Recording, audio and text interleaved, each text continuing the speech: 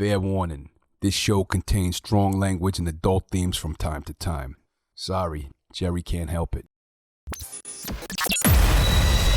Sick Boy Wolfgang Productions presents The Offering with Jerry Horror. A deep dive into the history of film and its filmmakers. Mostly horror, always genre.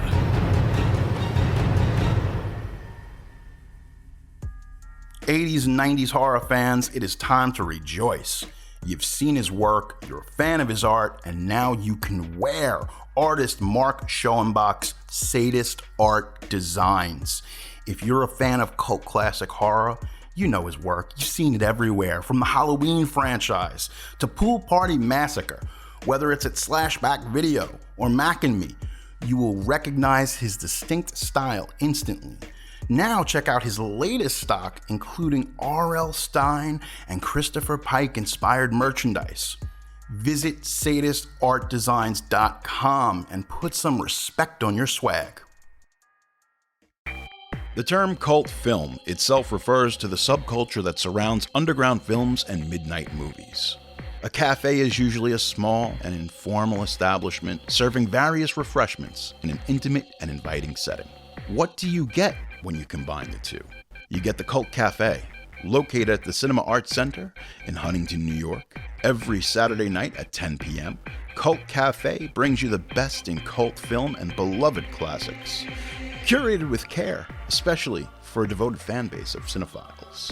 Cult Cafe is where box office bombs are resurrected, and more obscure, transgressive films, shunned by the mainstream, can find a home beautifully projected on a large silver screen. Past movies screened at the Cult Cafe include David Cronenberg's Videodrome, Frank Henenlotter's Basket Case, John Carpenter's The Thing, Sam Raimi's Evil Dead, Victor Bonacore's Thrust, and Richard Kelly's Donnie Darko. Man, the programming there is on point.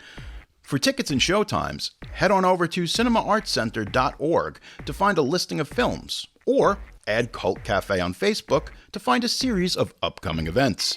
There really is nothing like seeing an old favorite in a theater full of your fellow movie fans. Hey, maybe I'll even see you there. Cinema will never die at the Cult Cafe. Welcome to The Offering with Jerry Horror, the show where we can have a quiet and frank discussion as adults about the things that matter to me, or at least that I think matter to me. Please take a moment to subscribe to our show wherever you get fine podcasts, and hey, stay up to date on future episodes.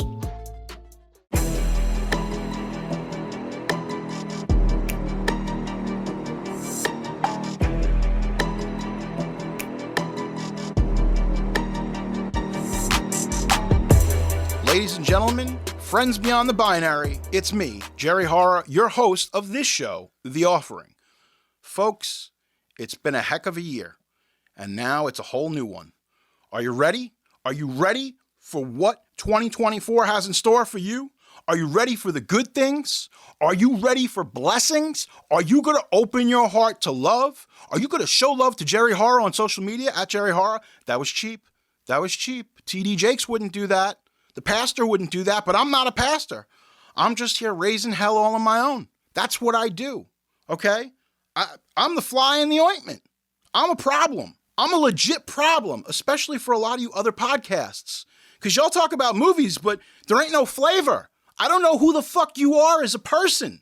It's all just, and then they made Breeders, and after the production of Breeders, fuck you, I can read Wikipedia too, you clown. You know what time it is. It's Jerry Horror, and I came to represent. This is a very Long Island heavy episode, okay? There's pro wrestling. There's Victor Bonacore. There's Pine Hollow Video. And if you are from Suffolk County and you know about Pine Hollow Video, holler if you fucking hear me, because you know what time it is. Ooh, daddy, we getting into it. Getting into the weeds. This is the Cult Underground Film episode. It's a part of our Director's Series. We had Sean King. He's got Screamwalkers coming out. You got to see Screamwalkers. That's the shit. It's wavy. Everybody's going to be talking about it this year. And you heard it here first. We had Bobby Heckman, Victim No More. Made this Friday the 13th movie. Everybody loves it. So look at this guy. Look at this. We had him first. Before he went and he did Joe Schmo or whatever he did, he came here first. Because he knows what's up. He knows what time it is. And now, speaking of what time it is, we got Victor Bonacore, director of Thrust. Man, this guy, he's got his own fucking world. And you can explore it. You got to see this film. It's crazy. I loved it. It's got everything. It's a love story. It's got boobs. It's got gore. It's the whole enchilada, baby. What are we doing? What are we doing? Go see Thrust. Okay. I'm going to calm it down now. Taylor Swift had a good record, but Beyonce, no, I'm kidding. I've been sitting on this story for a long time, and I feel like I never had the proper venue to tell this story. I was working with Mattel and WWE in the aughts or the teens. I don't even know what to call them anymore. The aughts are the beginning, the teens are the whatever. Regardless, I think it's 2012, and there's this big charity event. You know, it's helping kids with special needs, and they do kids, you know, with illnesses. I've been told nothing. It's a Saturday morning. This is still Jerry in his prime. He's like still doing painkillers and ketamine and shit. I'm dragged to this thing. It's in Queens. You know, they have in Flushing. They have all the signings and stuff there. And I get out of the car. My boss drove. I think I was literally, like, in no joke, I was banged up the night before, so I kind of felt like dog shit the whole time. Get out of the car. And who is it? It's the $1 Million Man. He gets out, and I'm like, all right, we're doing a heavy-duty wrestling signing, and it's going to be everybody. Like, I saw Bruno Sammartino. He's a very nice guy. What a lovely man. I get out of the car, and it's just like, the first person you see is the $1 Million Man, Ted DiBiase. You're like, it's on. Like, if this is the first guy we're seeing getting out of the car, the event is for some reason running late. And we go in, we meet people. We're like, okay, this is where we're going to do the toy signings. And it's just, like I said, I'm banged up. I'm Bruce Willis in Die Hard with a Vengeance. I'm hungover. I might still be fucked up. I'm not sure, but I'm in bad shape. My boss was like, hey, Jerry, why don't you just stay down here with these guys and you're going to do the second level? I'm like, all right, fine. So I realize as I'm there, the people that I'm there to assist are Kevin Nash, Big Sexy, Scott Hall, Razor Ramon, and the Kid, Six-Pac, X-Pac, whatever you want to call him. And I'm like, holy shit, I'm here. I'm just a fly on the wall with the Outsiders, the Wolfpack, NWO, and one member of Degeneration X. And don't forget, in WWF, they were in the Clique. I'm sitting there and I'm just like, man, this is crazy. Like, Kevin Nash is on his cell phone. He's like FaceTiming his family or whatever. And he's drinking this big thing. I think it was either scotch or whiskey. Might have been scotch whiskey. People don't realize this. Like, Kevin Nash he's just a giant. He's literally a giant. So he's drinking what would be like a small, like a rocks glass for an average sized human. He's drinking like almost like a pint glass of whiskey. Like, it's a big fucking goblet. Like, he went to the people in the catering. He's like, what's the biggest glass you can give? So he's sitting there, he's drinking that. It is what it is. He's on his phone. He's preoccupied. Scott Hall comes up to me. He's like, so you're going to be helping us out today? And I'm like, yeah, man, of course. I got you. He's like, okay, cool. Because they don't know what to do. They probably just came from an airport, a hotel, and now they're here doing this signing. So everybody's just doing their own thing. And X-Pac, the Kid, he has like this Sean Waltman. He has like the weirdest energy, very manic. And he was going through some shit. I think this was, after he broke up with China and everything had gone on. It was just crazy. So Waltman's freaking out. He's like, bro, I just need to smoke a blunt. I can't do this right now. Like, he's in his feelings. Something's going on. This man needs to get high. I understand.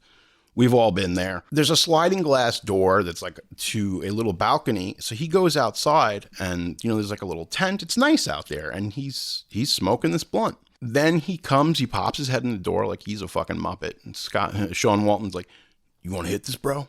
And I'm thinking to myself, I'm like, I'm still pretty hungover from the night before. And this might actually kind of be a little bit of the hair of the dog that can bring me back to life. So I'm like, yeah, sure. So I go outside and about to hit this blunt, smoking with one of the members of Degeneration X. It's really surreal. I'm aware of that. And then Scott Hall walks out. He goes over to Waltman and he steals. And I don't remember if he said this or it's in my head. He steals the blunt from him. And it's like, yoink. And he might have actually said yoink. I can't remember if this is fact or fiction at this point. So he's hitting it. And then lumbering out comes gigantic 7-foot-tall Kevin Nash. And I realize I am in a nightmare or dream come true blunt rotation because I'm smoking with the members of the NWO and I'm like in the middle of the sandwich of these gigantic guys.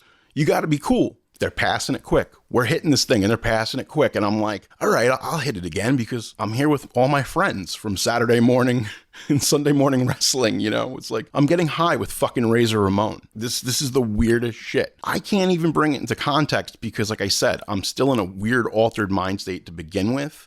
And I've just been placed with these guys. There was no formal introduction. There wasn't like, hey, how you doing? I'm Kevin Nash, you know? And there was none of that nonsense. It was just like, hey, you're going to be with these guys. I'm having a good time. I'm like, this is great. I'm like, they're just jibber jabbering, just talking about everyday shit. And then I realize I'm really fucking high. I am violently high. Like I'm super, super just in another world. And they're like, yeah, we're going to start opening this up. And I'm like, oh my God, they're opening up. You know, they just start bringing the kids through. I didn't even know what to say. And I have photos of this. Maybe we'll post some of the photos. But I'm behind the booth and I'm like a tiny little goober compared to them. They're just such big guys. Even Waltman, like if you haven't met the kid X-Pac, he's tall. He's like 6'4". He's a big guy. Like even though he's smaller in comparison to the two of them. So I'm just there and I look like this fat little goober. Like I'm just a little peanut butter sandwiched in the big Oreo cookie. It was the craziest thing. And I'm not even sure during the course of the event what happened. They were lovely with the kids, the fans. They were really nice. They went above and beyond. And I think sometimes like I kind of understand why they wanted to be a little bit fucked up because it's like, yo, these kids are in a bad spot. And maybe the only way that you can deal with that is by getting your head somewhere else. Look, I wish I could tell you like there was more to this or like there's some kind of wacky ending. No, I just got really stoned with the NWO and ended up just sitting there like a fly on the wall because what else was I going to do? They were really cool guys. They were really nice. But I will say, looking back at it now, I would not have smoked that blunt because it was big. Like these are big guys. They're fucking big guys. They're big blunts. It's big everything. Like now, 2023, Jerry would not smoke with them. He'd be like, yo, what's up? I would have hung out. But you know what? You only live once. And if you're going to be in the dream blunt rotation, why not have it with the New World Order, right? And that, folks, that is what I have dubbed the Scott Hall blunt story. Truth is stranger than fiction. I almost had completely forgotten that it had happened. And yeah. And that's just the reality of my life. How am I pulled into fucking pro wrestling? How do I know all these people? I don't fucking know. Did I get lucky? Was I just stupid? Is it dumb luck? I'm not quite sure. But I can tell you one thing. If you want to hear stories about me getting high with the NWO and tangential members of Degeneration X, this is your podcast. I mean, look, I didn't go and I didn't go and get high with Raven's flock. You know what I'm saying? Like I haven't like been making the rounds like, hey, you got a wrestling faction? Yeah, let me roll a joint. Hold on.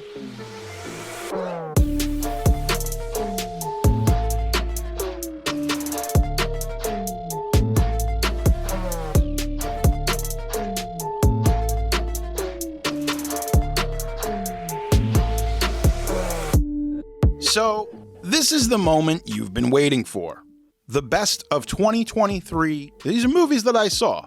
And let me just give you some quick parameters about this. Are the indie movies on here? No. This is my way of relating to the general public and the pop culture zeitgeist.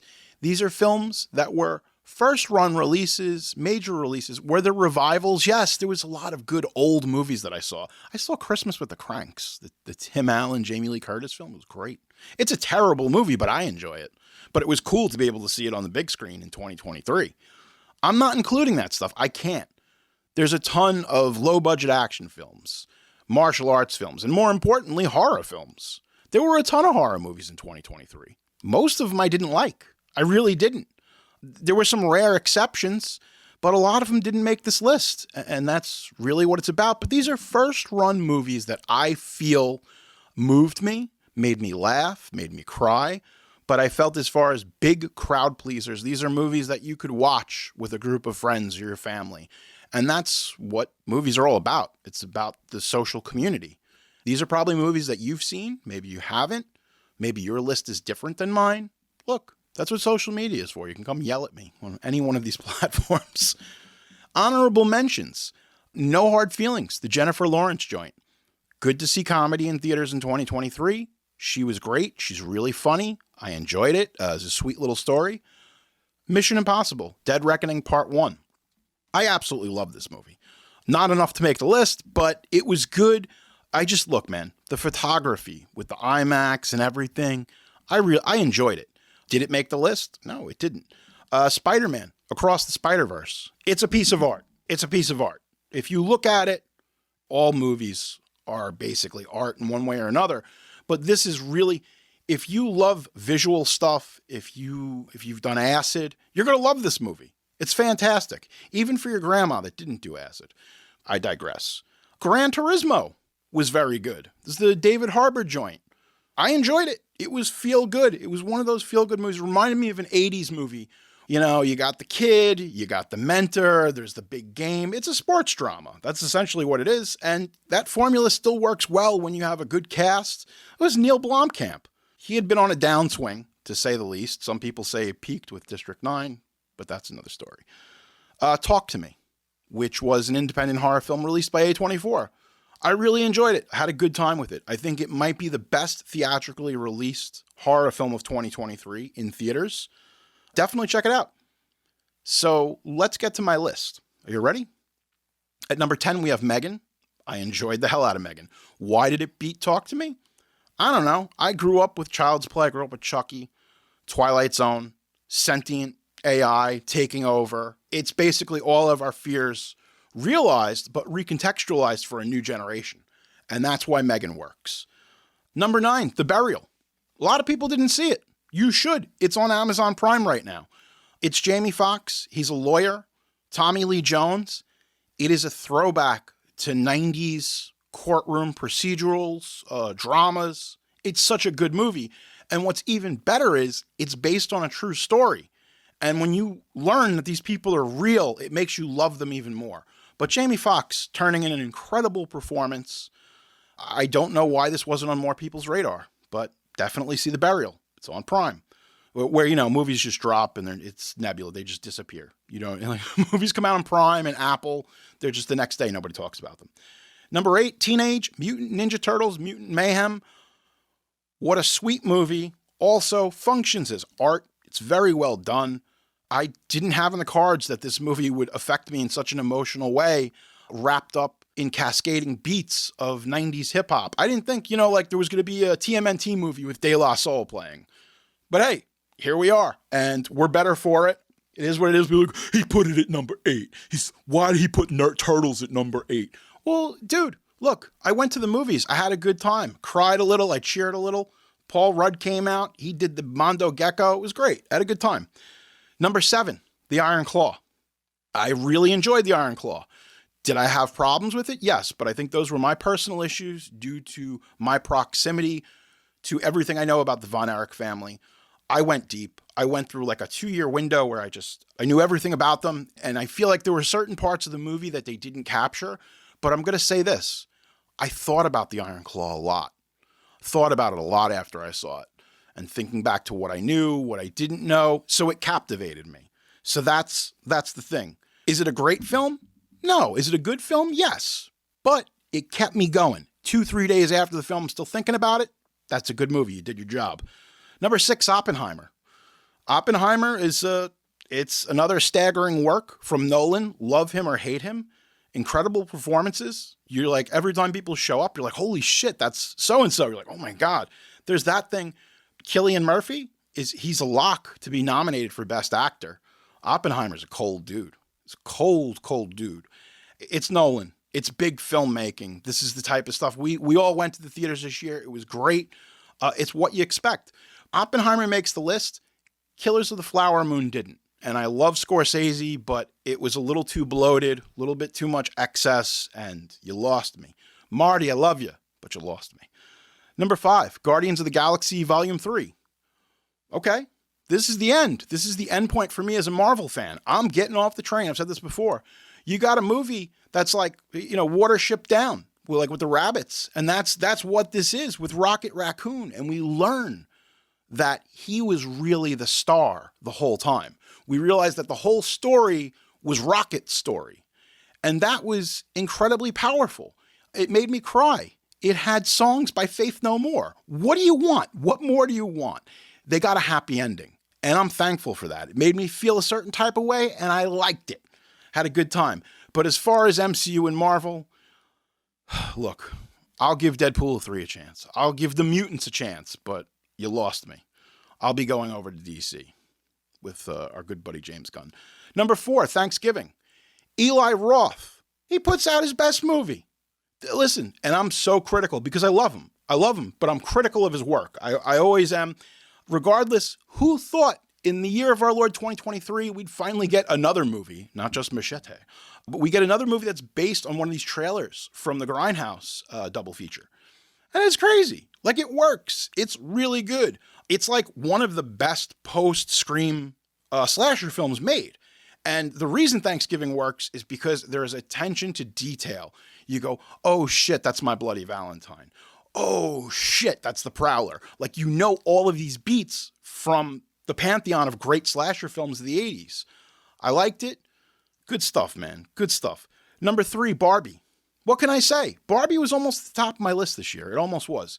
Greta Gerwig, when you watch Charlie and the Chocolate Factory, and you know that nothing will ever look like that movie, and you know that there's something special about this. It's a time and place. And Barbie gave us that time and place. You knew where you were.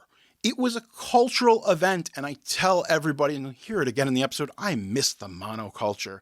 It was wonderful that the elderly lady that I work with saw Barbie, and we could fucking talk about it.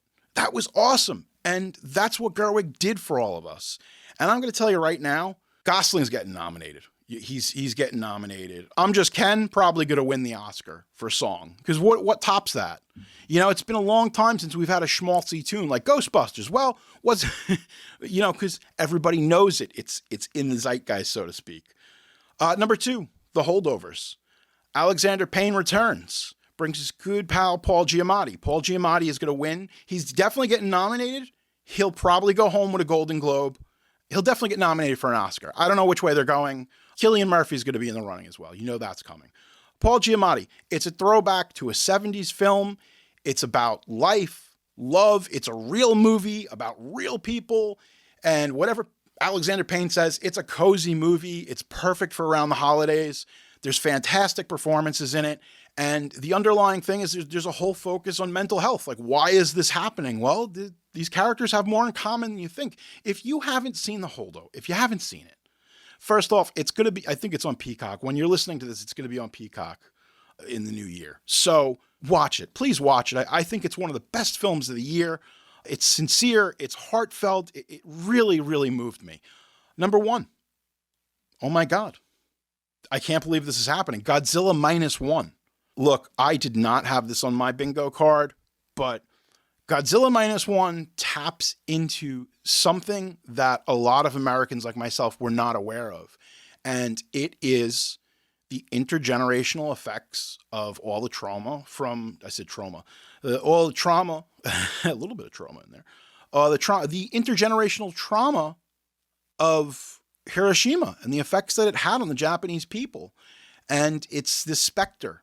It's the specter, along with all the other things, whether it's tsunamis or earthquakes, the tragedies that have befallen the Japanese people in the last 100 years. We could never understand that. But they were able to make me understand what that was and what post-war Japan looked like, after World War II. And I understand. I know what happened. I went to history just like everyone else. But this really enraptured me. Of course, Godzilla's there, and Godzilla's doing great stuff. He looks great. It's the best the creature has looked in probably the last 10 or 20 years. That's my opinion. It is what it is. The creature stuff is great. You got shades of Jaws. There's all kinds of stuff in this movie. There's something for everybody. There's even a little bit of a Jurassic Park reference in the beginning, and that was cool. It was emotionally affecting. When I left the theater, when I walked out of Godzilla Minus One, I had been changed in some profound way. No matter how much or how little, you watched a movie. You felt full. You felt satiated. When you watch a good movie, it is like a good meal. And afterwards, you're like, oh my God, that was really good. But you're just, you're happy. You're satiated. You're not hungry anymore. And Godzilla Minus One, oh man, I'm telling you, I really hope it gets nominated for some stuff. I think it will. It's just an incredibly powerful film. And if it was able to do that for people who are non-Japanese, that's incredible. That's great art. And Godzilla was a great vessel to tell a story that needed to be told. But they found the right material and they found the right character to make that all work. And shockingly, it was a giant thunder lizard. Look, I don't know what it is. Some honorable mentions for worst of the year. A couple of honorable mentions. No. Should I be negative? I don't know. Maybe I'll just give you the worst movie of the year. Yeah, okay. So the worst movie of the year for me was Strays. It's the dog movie. It was terrible. And I don't understand why I had to see a dog's dick. Multiple dog dicks and all kinds of stuff for like an hour and a half. I like weird shit. I like strange shit. I like John Waters. I like all that stuff. But this was just, it wasn't funny. And the other problem that I had with it was that the humans in this movie were utterly cruel to these animals. And who wants to watch that? It was ridiculous. So I think I got 45 minutes, 50 minutes into it, and I walked out. And I don't walk out of nothing. I see bad movies, and I'm there, dude. I'm there to the closing credits. I'm going to see it through. Strays, I'm just like, I've seen 100 dog dicks. It's not funny, and it's cruel. There's something mean-spirited about the film. Rubbed me the wrong way. I'd avoid that one like the plague. You'll probably watch it. Jerry said this was terrible. Let's put it on. That's fine. But you know what? I don't know. That movie just upset me. That's it. That's 2023 in a nutshell. What did you do? What did you see? Let me know. I'm just saying. There were some good ones. There were some bad ones. And there was a lot of mediocrity. If you take it away from that, there's films that were strong, were very strong. The other films were kind of eh. Hey, look, I hope Zac Efron gets nominated. Because this is probably Zac Efron's best performance he's ever given. I mean, he gave everything. And Jesus Christ, he's gigantic.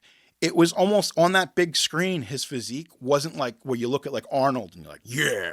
It was more like, oh, what's happening? Who hurt you? Why did you do this to yourself? You're a freak. And the Prince Valiant wig is just the Prince Valiant wig. The less said about that, the better. That's it, folks. Are you ready? Are you ready to rumble? Because we're going to get into it.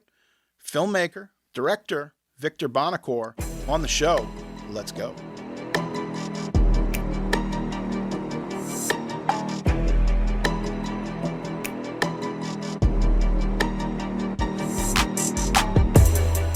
A lot has been said about cult film, especially in the last 5 to 10 years. And what is the definition of cult film? What is the definition of underground film? And I'm not quite sure because I'm grampy now and I have no fucking idea exactly what the state is of cult and underground films. Mainly because I grew up in a different era. I grew up in an era where there was VHS and DVDs and you had to work for it. It was not swipe left, swipe right if you want to watch Peter Jackson's Dead Alive or Meet the Feebles. You had to work for it. We're live right now in director Sean King's basement. He's got a film coming out called Screamwalkers. That'll be out later this year. Yeah, it's crazy. I got fucking bootlegs of John Woo movies from Sean because you couldn't get them. There was a lot of tape trading. There was a lot of DVD trading. Before there was, Pirate Bay. You would go to these horror conventions or you would meet up with people. It's just trading. It was all fucking trading.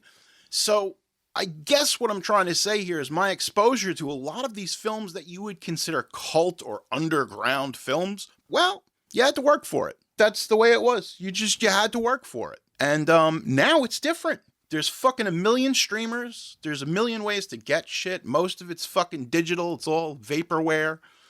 Regardless of that, as a film fan, I think like, oh my God, if I was, 12 years old now, I have access to everything. Do I want to watch fucking John Waters? Do I want to, whatever I want to watch, I can get it. I don't have to work for it. My hope is that the younger generation that has access to these pieces of media, this library, films, whatever, that they use it. They tangentially use that as an asset and a resource of how to do this shit. Because truth be told, there's a formula to doing this sort of thing. Even though it's, people talk about cult or underground and they say, well, you're coloring outside of the lines. And that's why it can't be a studio product. A studio won't distribute this. But I will say things even like the transgressions of John Waters films throughout the last 20, 30 years, you don't get Jackass. You don't get the Jackass movies. Nobody's putting their dick in a sock as a snake. It's just not happening. Good art begets other art, or perhaps opens it up to a mainstream audience. But listen, I'm just out of control, and I have my guest here, Victor Bonacore. How are you? I'm great. How are you, Jerry? Good. Victor Bonacore is a filmmaker. He's a director. He makes all kinds of stuff, so listen to him. He's smart. In all seriousness, though, I saw Thrust. Thrust is your latest film, right? Correct. Yeah. I like Thrust a lot. Thank you. I did. I really enjoyed it. I don't want to spoil shit because you should go watch this film, but I really did like the roller skate head smash. Really made me happy. I don't know why, but yeah. Look, so Thrust. Let's talk about Thrust just for a second. It's the type of movie that I would watch on like USA Up All Night. And I'm going to say this right now, and people they're going to quote this, but listen. Thrust is the best Troma movie never made. And I sincerely mean that because I watched so many of their movies that it is. And it's like, I'm just saying to myself, I'm like, this movie, Thrust, whatever fucking genre you want to slap it into, they don't make movies like this anymore. They don't. It's even now when I see a pair of boobs in a theater, I'm like, oh my God. I'm like, there's boobs in this movie? And it's like a shocking, scary thing to me. And this is just like, okay, the nudity's there, the sexuality's there, and it's on Front Street, and it's fine. It's fine. No, it is what it is. But we've really gotten into this weird Puritan state where like we're not used to sexuality. So I guess what I'm going to say is, how the fuck did you make Thrust?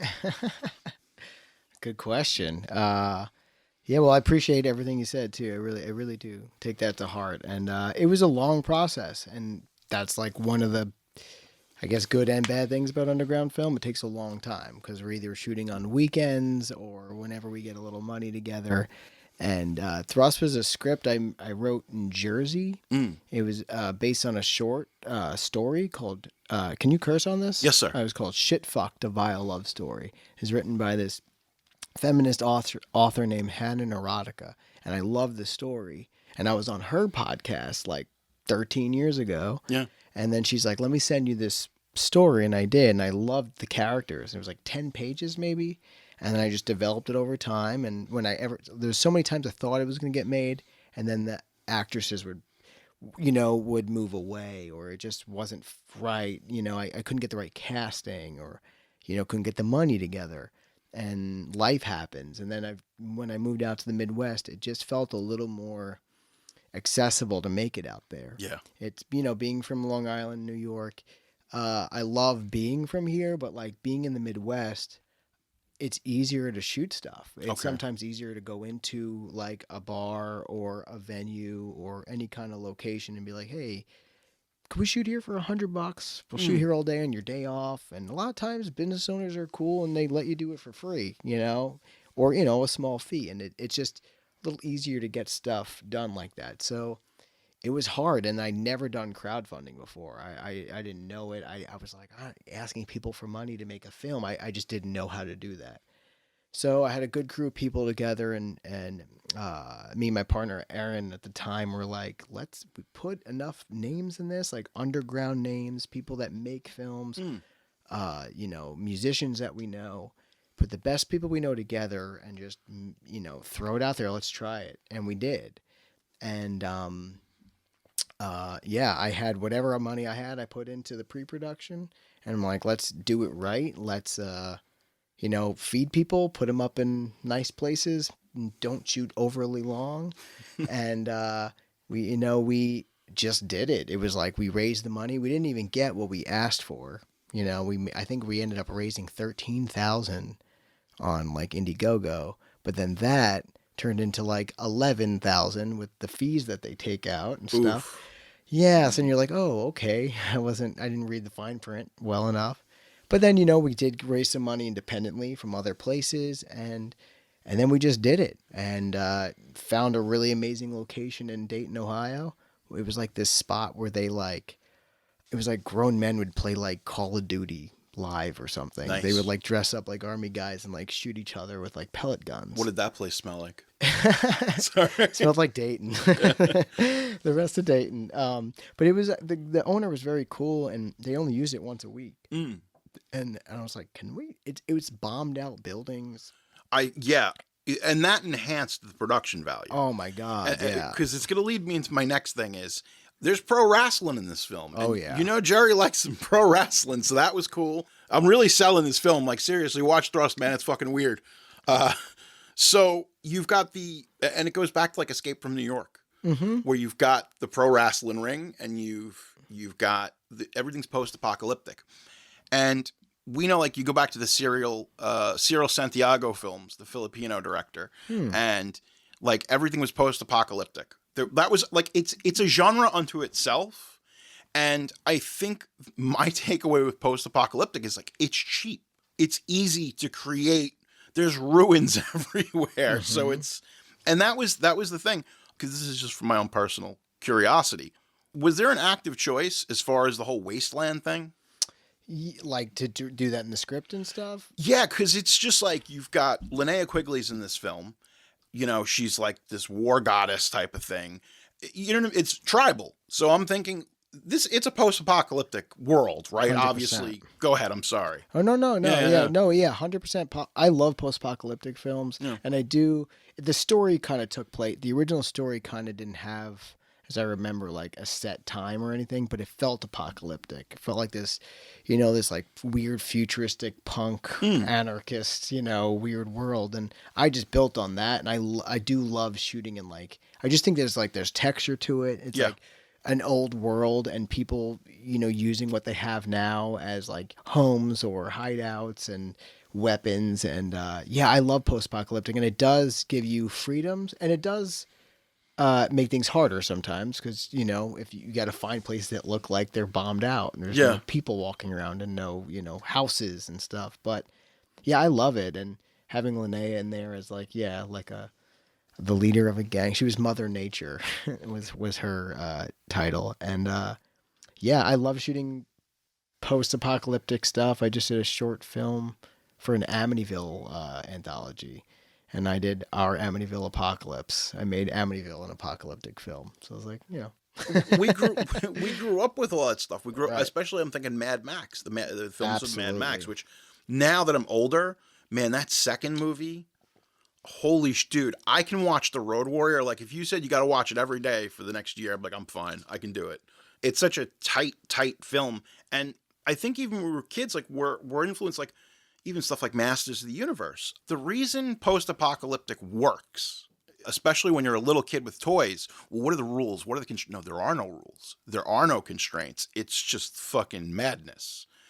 And I think you tapped into something very interesting in Thrust as far as, I mean, obviously it's based on the young lady who wrote it, right? There's that. Yeah. But there's just this really strong feminine voice. And you wouldn't expect that from a male director. Was that always the intent? Yes. Okay. Yeah, like I always grew up where I felt like the people that influenced me the most growing up were women. My two older sisters were huge in getting me into things I'm into. Like Tia worked at CB's. Amy was friends with Gigi Allen. And they just exposed me to like underground film and Richard Kern and Nick Zed and stuff like that. And, that world, Amy was friends with those guys.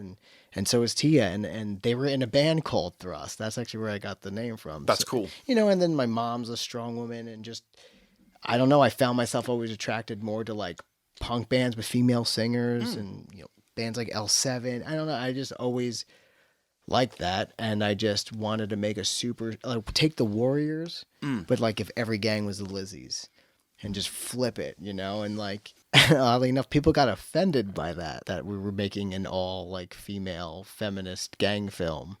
In one theater, we had a poster up in Yellow Springs, Ohio, and this guy comes in and he goes, "You guys making anti-man movies now?"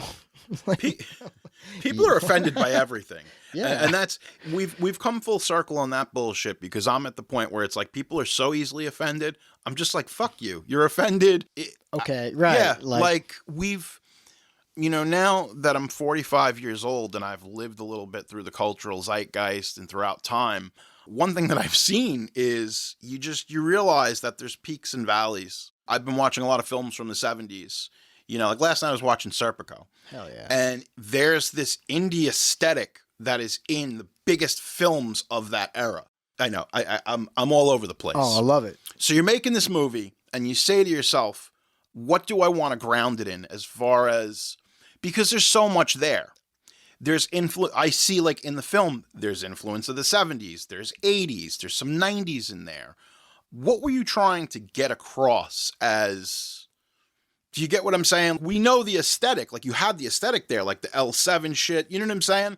But like what's driving thrust, like what exactly. is, I guess, to show like, okay, like I think men are destroying the planet, everything. Like, you're not wrong. They've been on the top of the game for a long time, Yeah. and I feel like, well, they've had their turn, and then at some point women took over, and it's their turn now. So that's my point. Like, let's try something that really hasn't. If the world went apocalyptic, and women were the stronger species, and then just took over. And they are, like, and right. And I always felt that way as a kid, and now, and with a lot of the art and film I like.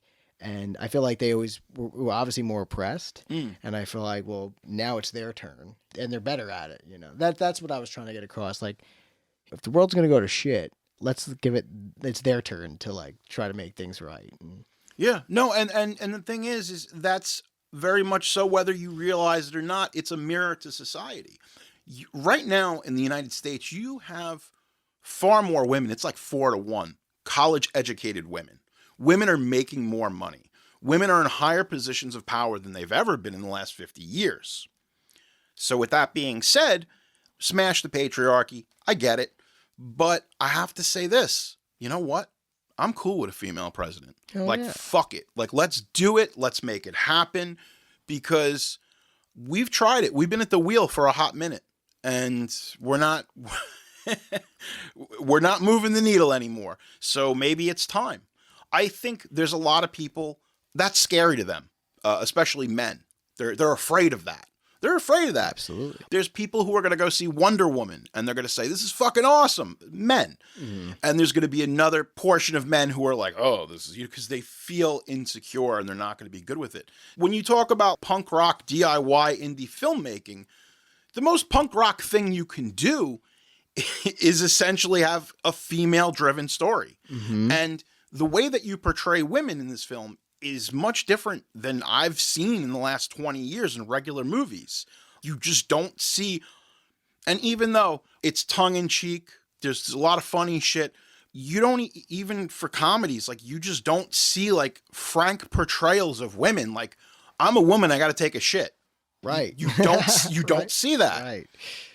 And no, and that's a good point. Like with that kind of stuff, like I want to show a real couple in love, because it's a love story. It is a love Thrust story. Is a love story. I do always say that. Like it's Aloe and Vera, and they're best friends, and they're lovers, and they just want to hang out and and smoke weed, and Erin Brown, who played the lead too, she also helped me write it. So like I did the first couple of drafts of the script, and she read it, and she's like, there is a bit of a male gaze over this. I just think there's inevitable.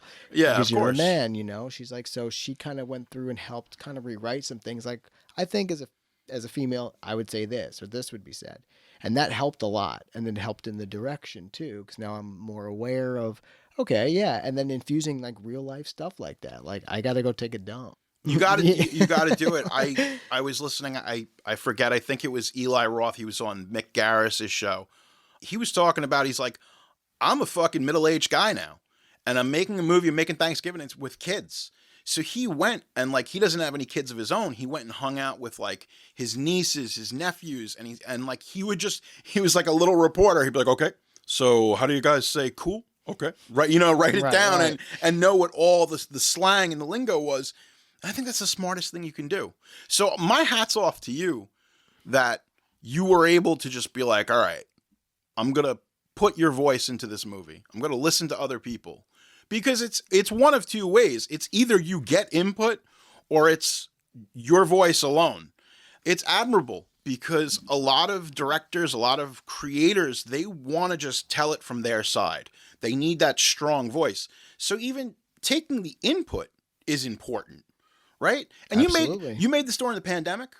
Yeah, we shot it during 2021. We were all just freshly vaccinated. Like we were all tried to have everyone, safe on set, but we're like, this is our time to make. It was also a time where I'm like, we're getting old. We all might die in a year from this shit. We still don't know what the hell's going on. Let's make a movie. Let's make a movie because about the end of the world, and let's go for it because we don't know. We didn't talk about that shit. Because early on that first year, 2020, I'm like, this is an ELE. This is an extinction level event. I've seen this. I've seen these things in all the movies we grew up watching, all the Paul Verhoeven movies. We've seen this. Yeah. It's like the other day, this report came out that Elon Musk, he's got the robots, and the robots were revolting, and people got injured and shit. And I'm like, how far removed are we from this actually happening? Right. Look, it is what it is. We've unlocked Pandora's box. It's done. And now we're going to play. Oh, yeah. Cult underground films, right? You couldn't go to Blockbuster. Blockbuster didn't have it. They didn't have Troma. Right. They just didn't have it. When you were a kid, what was some of the stuff that was really influential to you? I'm talking about that sweet spot between like 12 and 20. What's the things that really turned you on? It was like, fuck this, I got to make movies. Right. Okay, great question. I a lot of times was going to the video store. I know that's like a generic question, but it's just yeah, it's what we did. It's what we did. And Pine Hollow Video in Ronkonkoma. Oh, yeah. And 112 Video. Oh, yeah. And I would go there and I'd go on holidays because you would get, I think it was like rent 2, get 1 free or something. So I would, get themed things. I'd get Christmas horror films and stuff I'd never seen or heard of before. Kenneth Anger had a film, they had Kenneth Anger films there. It's where I first saw Deadbeat at Dawn. Ooh. And I was like, what the hell is this movie? I just loved the cover. And I think I always credit Basket Case to being that film though that I saw that I was like blew me away. I saw it when I was probably like 13 and was 13, 14, right in there.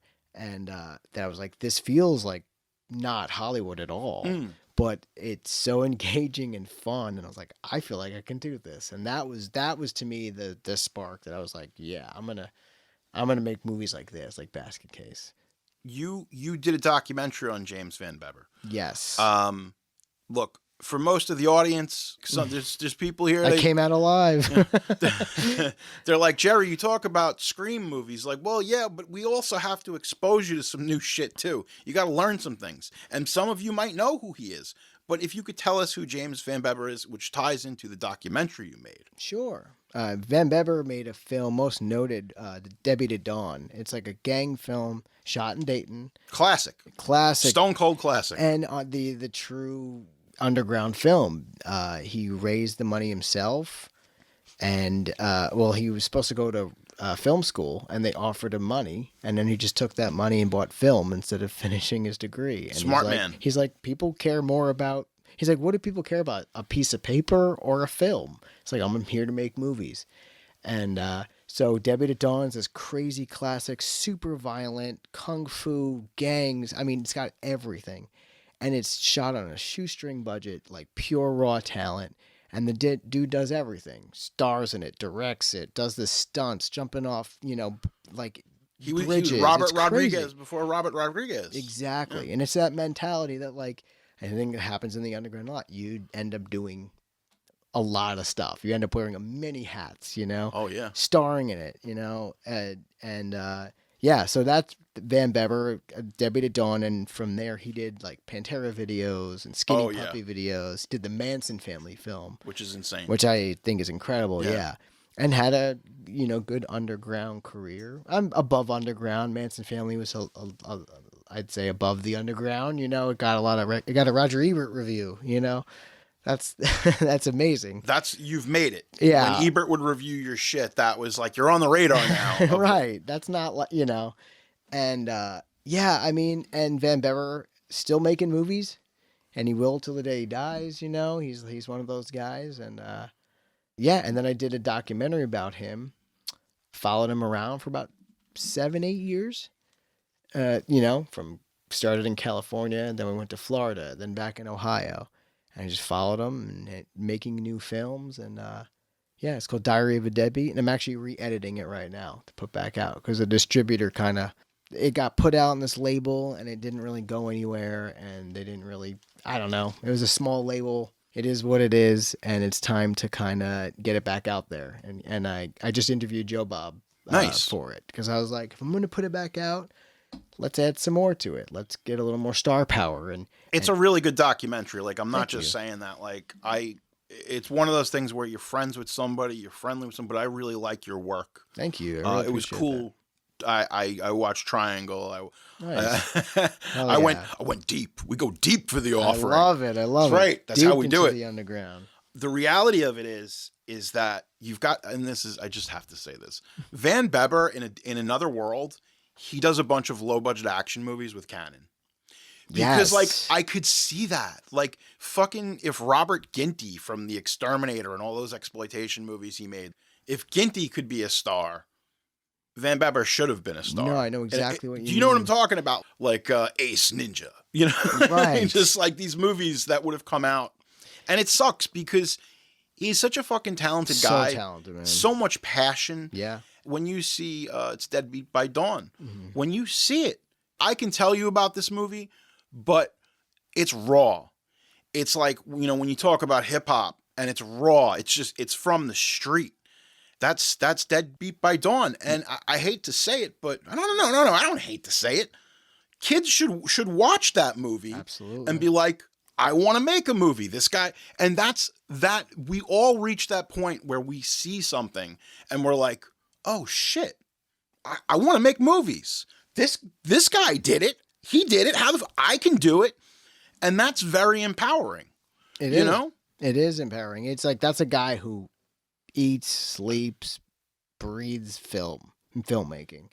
Yeah, Deadbeat at Dawn is something people should see because it is like I like the correlation to like hip hop, It is from the streets. This is like as raw as you get.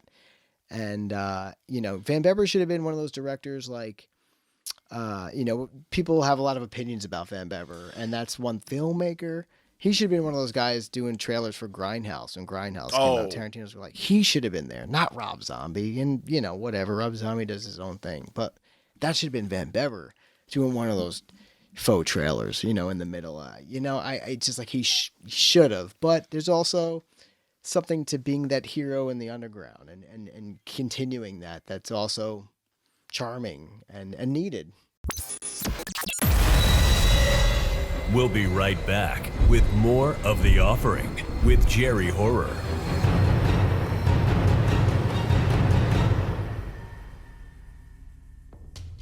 Now, the most definitive account of the films made by the most infamous and influential studios of the 1980s, Cannon Films. The Cannon Film Guide Volumes 1 and 2 gives you the true stories from the people who made them, and truth is stranger than fiction. From American Ninjas to Masters of the Universe, from Charles Bronson to Chuck Norris, from Bloodsport to Texas Chainsaw 2, take it over the top on your Superman 4 quest for peace. These books have got it all, folks. A passionate journey through the highs and lows of pure 80s goodness. The Cannon Film Guide illustrates all the behind-the-scenes mayhem of one of the most beloved cult movie factories of all time. We at The Offering highly recommend these books. They are essential reading for any and all film buffs. The Cannon Film Guide, Volume 1 and 2, available now at Amazon, iTunes, or wherever finer books are sold.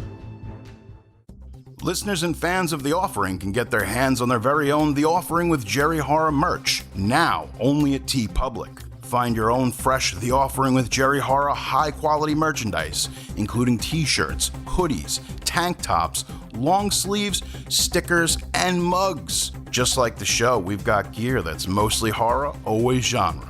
The Offering with Jerry Horror TeePublic store has everything you need to represent your favorite podcast. Folks, head on over to teepublic.com right now and pick up your very own Offering tee today. You're listening to The Offering with Jerry Horror. Got a question or a story you want to share with me? It might be featured in a future episode. Email me at jerryhorror@gmail.com or hit me up on Twitter at jerryhorror. I'm also on Instagram. You can find me there at jerryhorror. Rate and review this show on Apple Podcast, and you might find your review in an upcoming episode. And if you haven't already, be sure to subscribe to The Offering. Now back to the show. There's a million ripoffs. There's a million ripoffs of everything. I wish more people would rip off Vanbebber.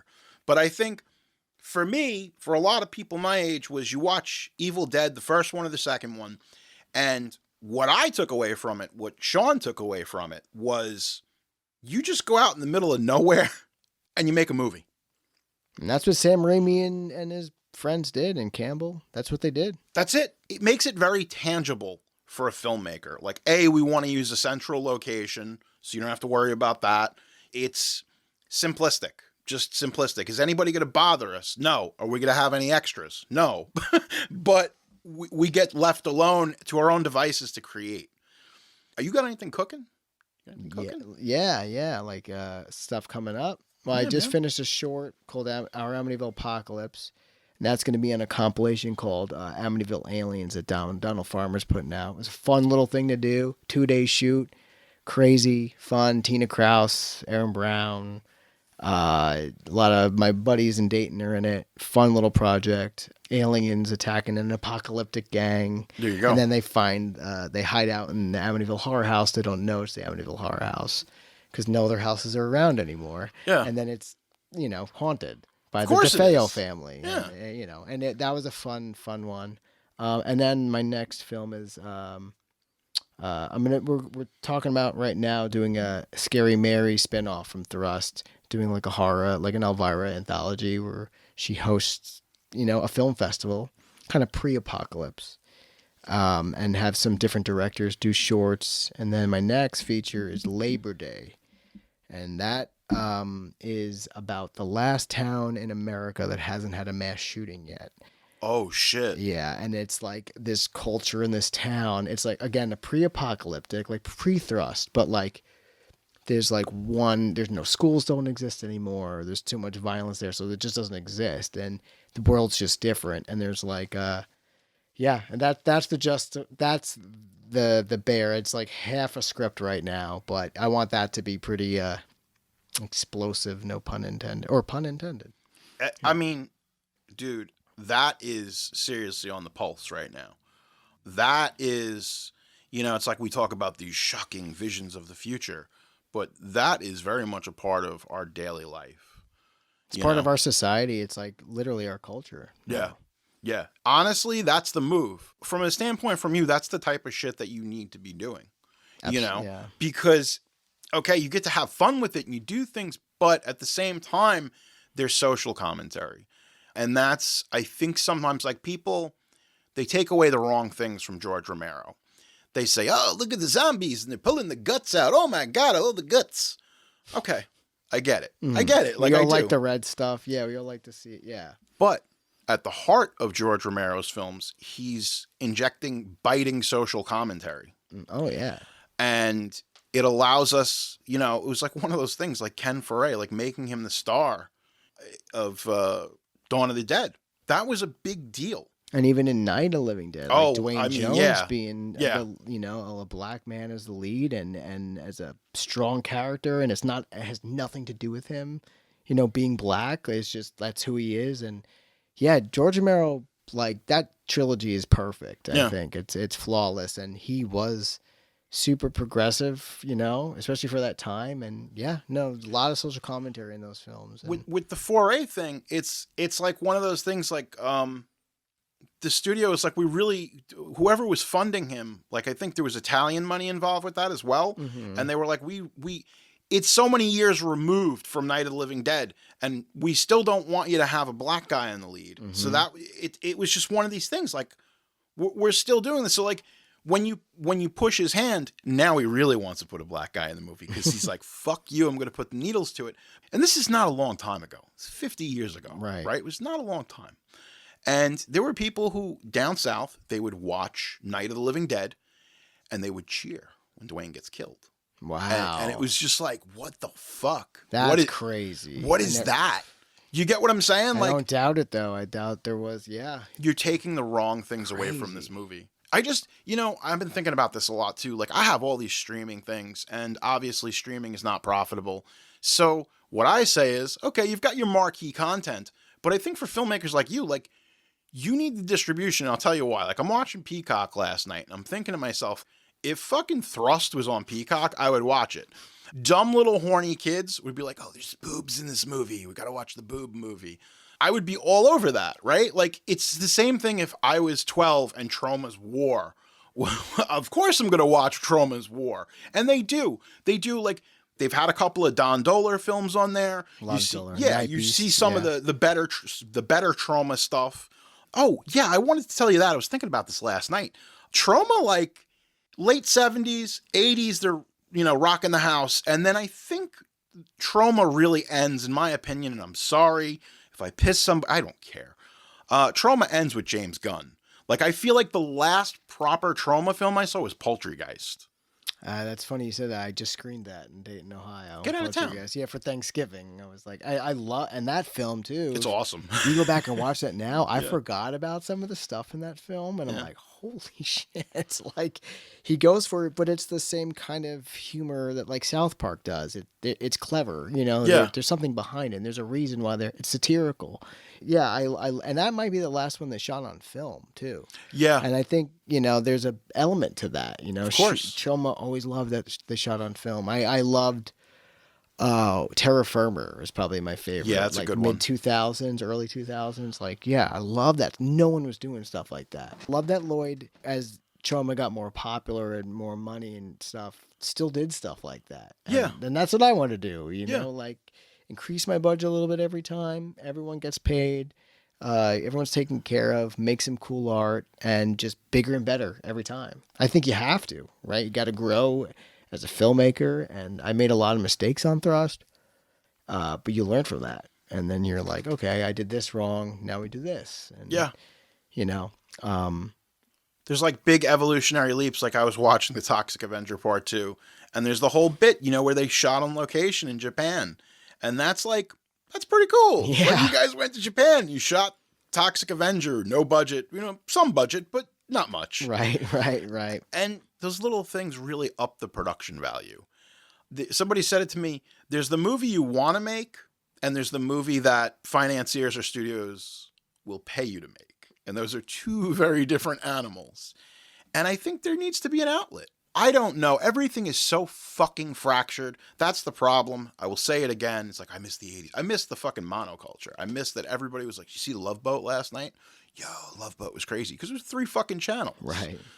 I really miss the monoculture a lot. Because there's people who are like you work with and they're assholes, but you have a commonality because there's nothing else on television to watch. Everything's so fractured and niche now that you've got the Criterion streaming thing. You've got a Troma stream, and it's just like, we need to homogenize independent and cult film somewhere. Like, this needs to happen, and there's no money in streaming. So if you're going to be niche, you have to really curate that shit finally and be like, all right, we got all the sleeves, we got all your slashers, we got, you got it all, but you also have films of substance because you have to with the sugar, the medicine, you got to make it go down. Yeah. And that's really what it is. So, there needs to be outlets and places for emerging filmmakers to get their voice heard. Because I got to be honest with you, all that stuff Netflix is making is bullshit. It's poorly color graded. It's It's literal vaporware. It's like, did you know there was a movie directed by Zack Snyder and it stars The Rock and blah blah blah blah, and then tomorrow nobody fucking knows about it. And it's a flash in the pan. Yeah. And we spent $300 million on insane. it. Yeah. And that's, to me, I think what we've seen, especially post-pandemic, is that if Kevin Smith said, if you have a tasty piece of cheese, you can lure the mice back into the theater. And that's like, we're seeing a shift in film. And the shift is people want to see themselves. People want to see themselves. They want the mirror. They want something they can relate to that's tangible. And that's where we get into the decline. There'll always be ones that make money, but the decline of like superhero films. They used that up. They used that well, and whatever good faith the audience had. We're at a weird time where, and it's not bad, you could make a movie, and if it hits, if it really connects with the audience, like, I fucking get Skinamarink, you know? Look, say whatever you will about the film. It's a transgressive piece of art. I actually really enjoyed it. Yeah, I enjoyed it too. But I'll tell you, lock the doors, shut off all the lights, wait till 3 a.m, take some edibles, and Skinamarink is the scariest movie. Oh my God, it was bad. I stayed up all night. I stayed up all night because that's what I did. I was like, I'm gonna get really fucking high. And it's very specific because it's a film of textures. Yeah. And if you grew up if you know the wood paneling, if you know all these familiar. Things. Yeah. He nailed it. And that's what we talk about sometimes. Like, it's an experimental art film at its core, And it was fucking shown at my local AMC. Right. And it was awesome. Like, it was just like, holy shit. It's the same thing with Terrifier. Terrifier is just a down and dirty, nasty movie. You got him in the audience because here's the thing. They've seen the Dwayne Johnson movie. They've seen this.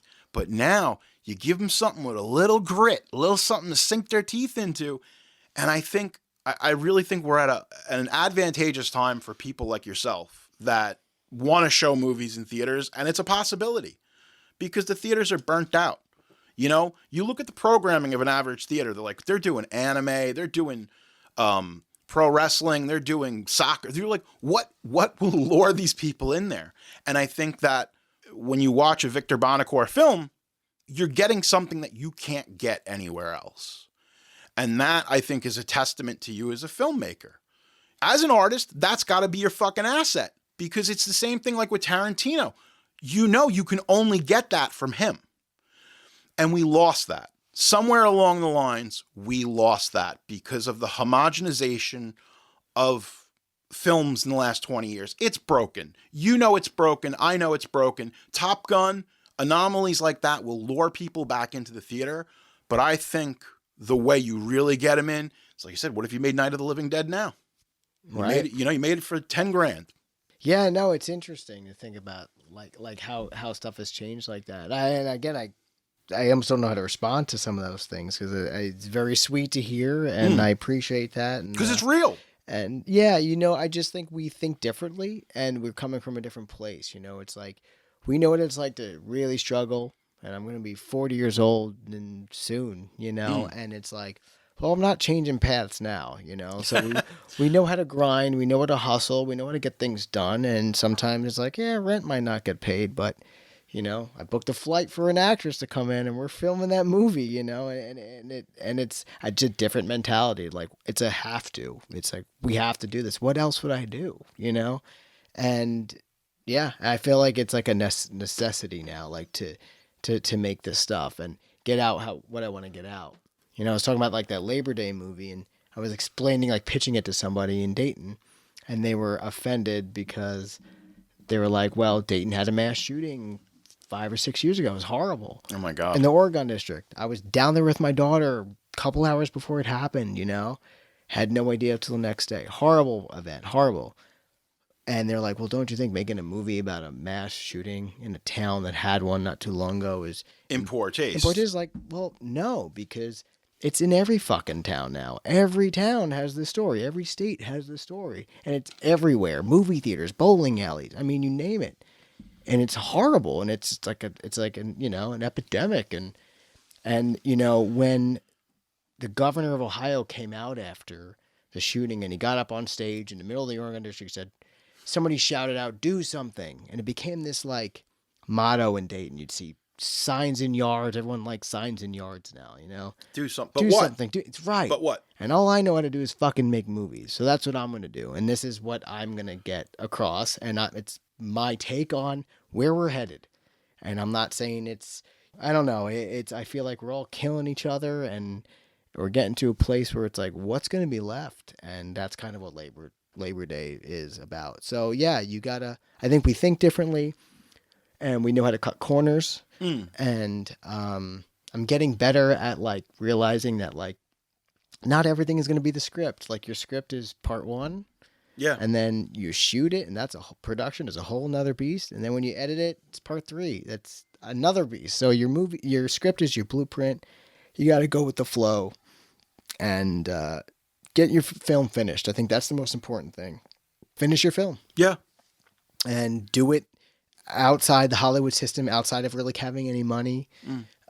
Yet you're forced to figure out ways to do things cheaper. And I think you get more creative that way too. You have to, yeah. Yeah. And if you have a good group of people around you, I think that the reason Thrust was semi-successful is everyone was in on not the joke, but everyone got it. Everyone that showed up, every actor, every actress, every musician understood what we were doing and they took it serious. We don't really take ourselves too seriously, but take the product and we're all in. And I think that does show on screen. Yeah. Yeah, absolutely. That's the thing is that, especially with you, again, like different auteurs, directors, whatever, there's a world they create. And there's a very specific world that you've created. It's a viewpoint. It's the way that you see and interpret the world, but it's also like your little viewist universe or whatever you want to call it. And that's really all you can ask for because, like I said, you're not giving people the same shit.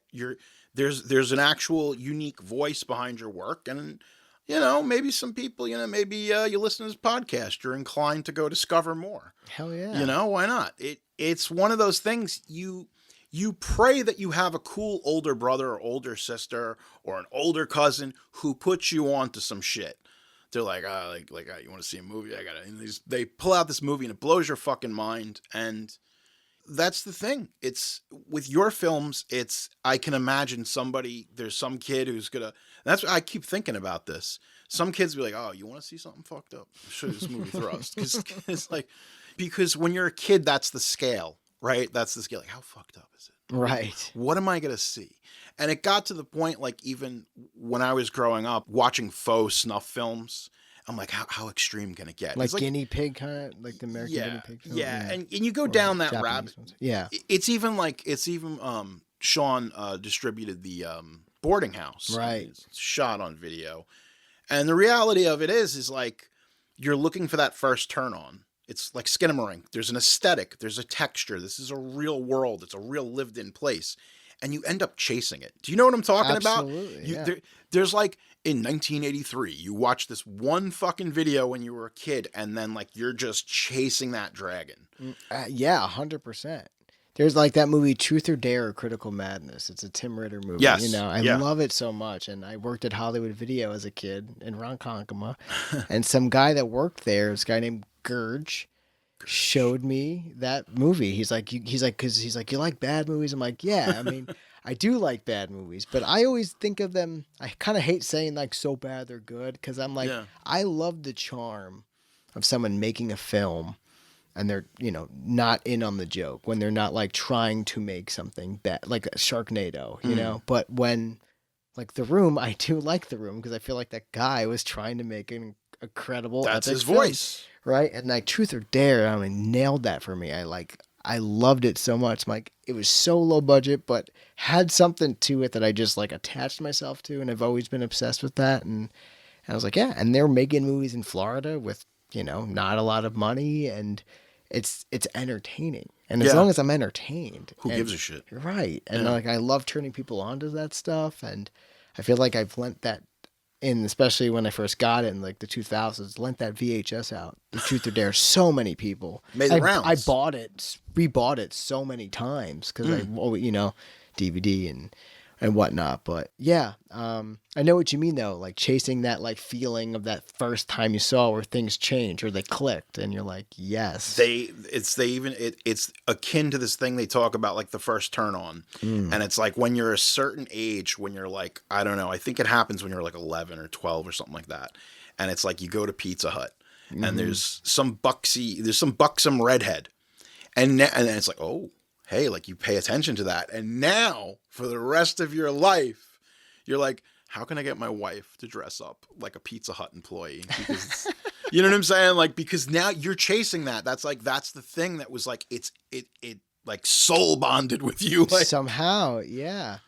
Yeah. I mean, I think those moments of like, I got a moped when I was a kid, and I was able to go to the first thing I did was go to Pine Hollow Video, which is now a fucking nail salon. Oof. You know, across in Ronkonkoma, and I remember just feeling so free, like riding my moped 5 minutes up the road, parking it, going in and renting 3 movies, like from the horror section that I never did before. I'm like, I don't know, like even moments like that were like big, you know. I don't know. I used to go to Pine Hollow Video for, I have a really bad obsession with like 90s low budget martial arts films, American action films. Hell yeah. And it's really disgusting. Like, you know, you're a creepy, disgusting cinephile when I had different stores for different things. Genres, like I'll go to Blockbuster to get an N64 game, but I'll go to Pine Hollow because I know that they've got this really shitty Billy Blanks movie that I need to see. And they would put them out like because it wasn't like day and date. Nobody gives a shit when you put out like with E.T. It's like you got to put it out on the 27th. If you break street date, we're not giving you no more VHS. Now it was like Billy Blanks can come out on a fucking Monday. Nobody gives a shit, but they would put those out, and it would be like, you know, this new movie with whatever, Olivier Grunier. There's the guy from Cyborg. There's a fucking deep cut for all of you. He made a film called Savat with Steve from 90210. It was not very good. It was a French Western with kickboxing with Savat. Damn. But yeah, they would put those out. They would put those in the store, and like I'd be like, oh boy. I'd be like, wow. Like, it's the new Billy Blanks movie. And they would be like, yeah, dude, it's fucking Billy Blanks movie. But it meant a lot to me. Sure. And that's when you know that you're a sleazy, creepy cinephile, when you're hitting up different stores to get different shit. It's bad, man. It was what was important to us, you know? Yeah. And I think like absorbing all that like on camera violence, like film, like I say violence, it's film, it's cinema, it's fake, you know? Yeah. And wrestling, that was my shit. Yeah. You know? That kind of violence and stuff, it just always entertained me. And just taking that and putting it into my stuff, I think it's like natural, you know? It just feels like that's what I like. That's what I want to showcase. And dude, it's weird. It's even weird now, like when I talk to kids about like pro wrestling and stuff, and it's like, did you know that at a certain point in my life that I had to get bootlegs of Japanese death matches and shit like that, like compilations, just fucking compilations of stuff with Terry Funk, Mick Foley. And it was like, I don't know how I explain that to a kid, because it's such a different world now. I know. You like I said, when we were younger, you had to work for it. Mm-hmm. You had to get on the fucking moped. Now you just press a button.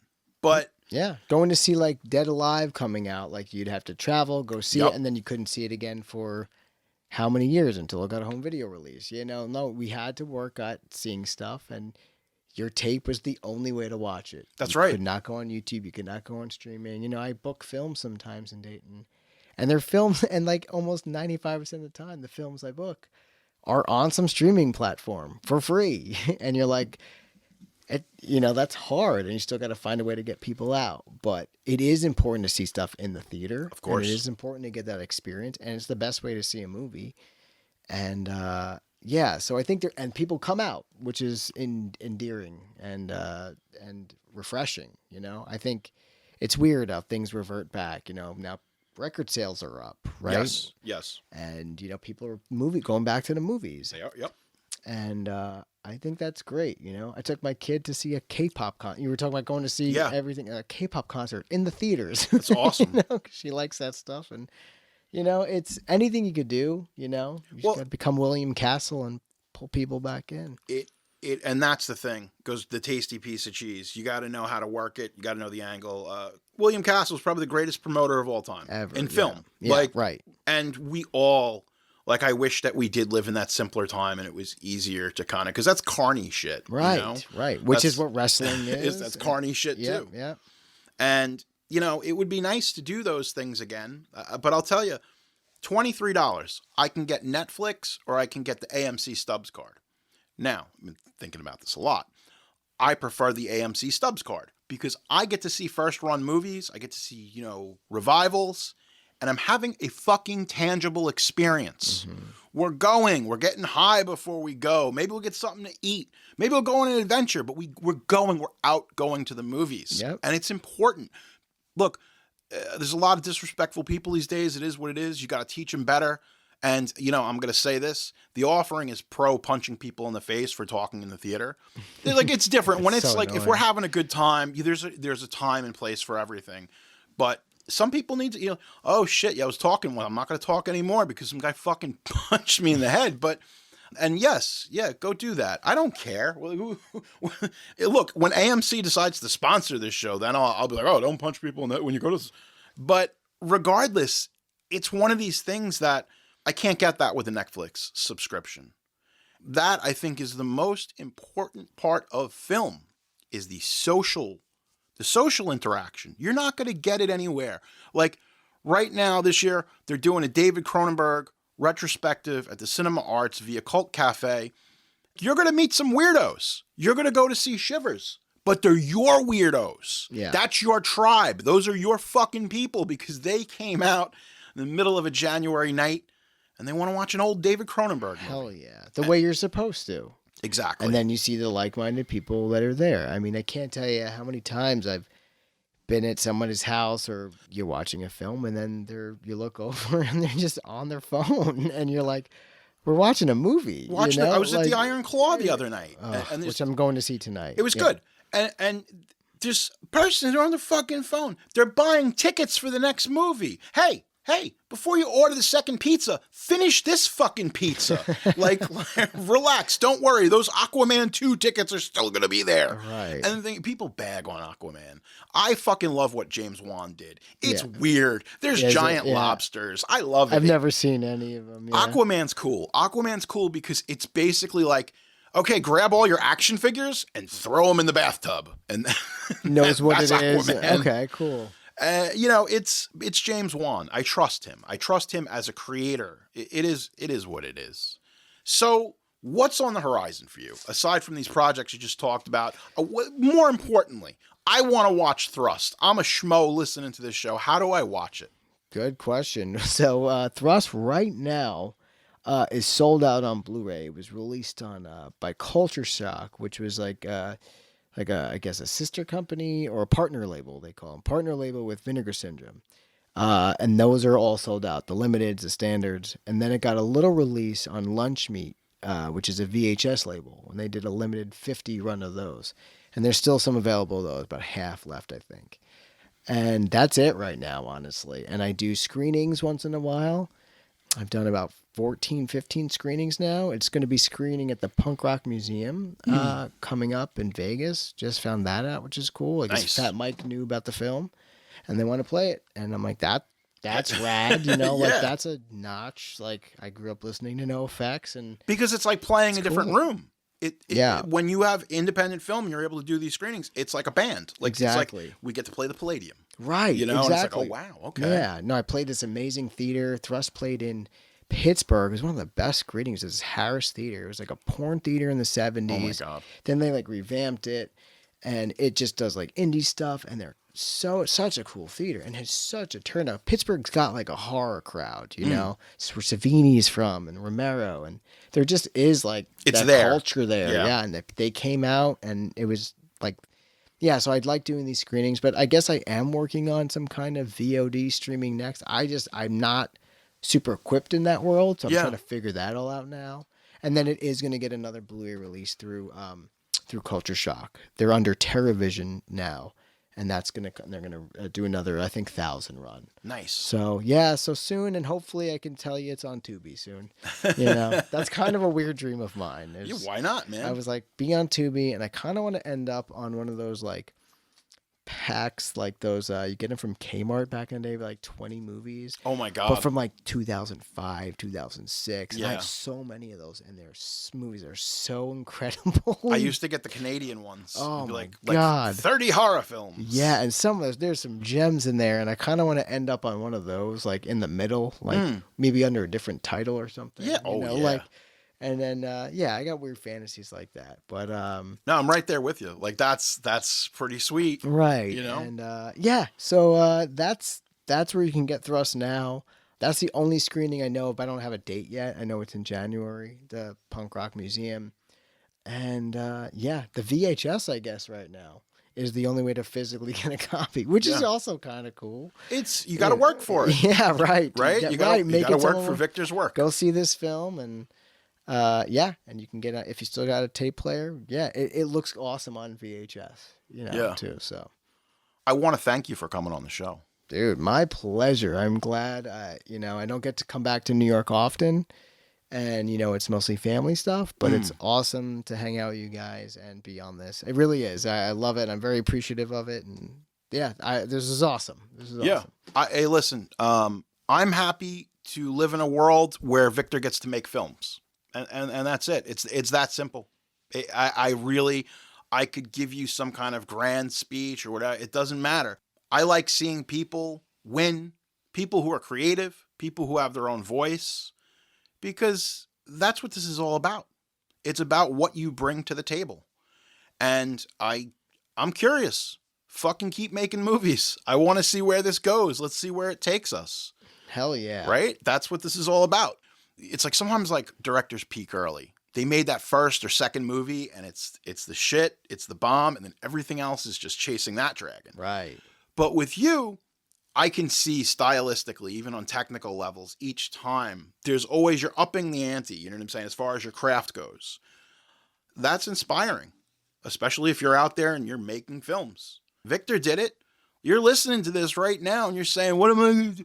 Get your friends, get a camera. Everybody's got a fucking camera on their phone. Go make a movie. Right. You'll remember it forever. Absolutely. Even if it's there forever. Yeah. Exactly. 20 years from now, your kids can download it to their brain and they can watch it.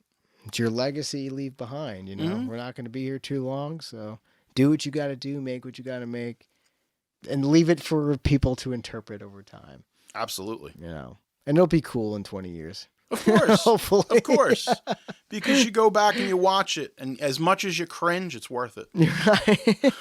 Right. It's like my Facebook posts from 12 years ago. Oof. Every day I go occasionally to the memories, and it's like, wow, I was wild.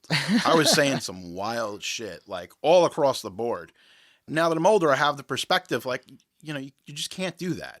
You can't do that, Jerry. Right. You can't do that on television. We're growing. Yeah. We're growing. It's good to grow. We're all we're growing, we're learning, we're educating, and but we're still making exploitation. Still making art. Yeah. Making art. Fuck yeah.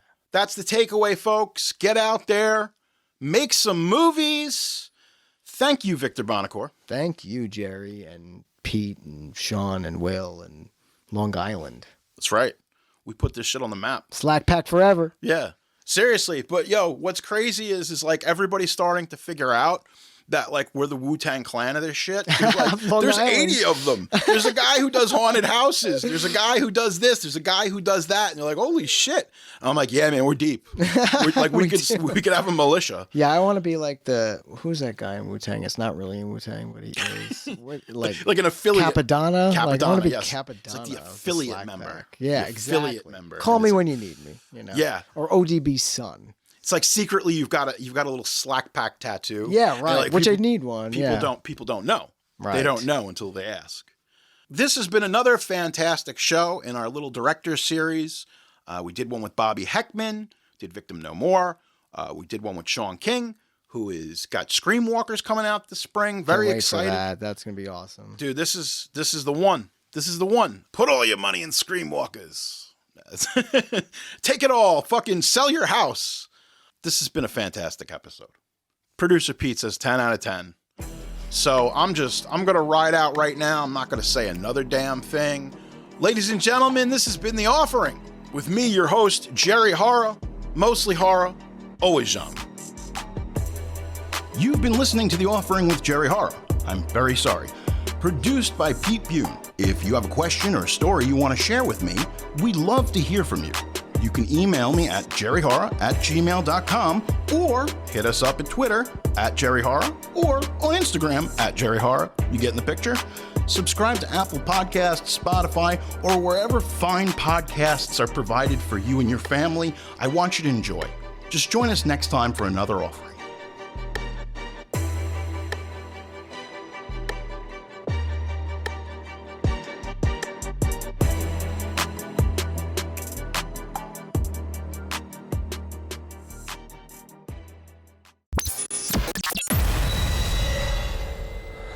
This has been a Sick Boy Wolfgang production. Thank you for listening.